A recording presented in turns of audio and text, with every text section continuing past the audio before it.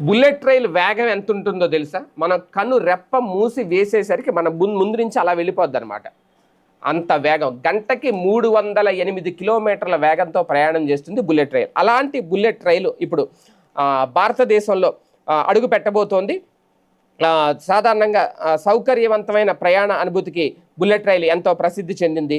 గంటకు గరిష్టంగా 180 కిలోమీటర్ల వేగంతో కూడా ప్రయాణించగలదు. దీన్ని మించిన వేగంతో దూసుకుపోయే హై స్పీడ్ రైలు కొద్ది రోజుల్లో పట్టాలెక్కబోతోంది. భారత ప్రభుత్వ ప్రతిష్టాత్మక ముంబై అలాగే అహ్మదాబాద్ హై స్పీడ్ రైలు MAHSR ప్రాజెక్టు వేగంగా పుంజుకుంది.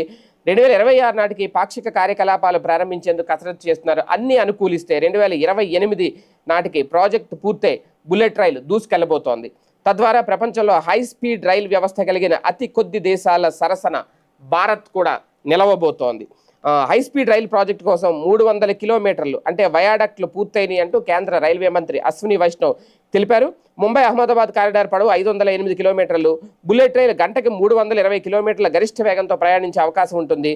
ముంబైలో మొదలై సూరత్, వడోదర, అహ్మదాబాద్ స్టాప్స్కు పరిమితమైతే ఆ చివరి స్టాప్ అయితే సబర్మతి 2 గంటల 7 నిమిషాల్లోనే ఈ రైలు చేరుకుంటుందట. అన్ని స్టాప్స్లోనూ ఆగితే 2 గంటల 58 నిమిషాల సమయం తీసుకుంటుంది. ఈ కారిడార్లో 12 స్టేషన్లు ఉన్నాయి. వీటిలో గుజరాత్ 8, మహారాష్ట్రలో 4 ఉన్నాయి.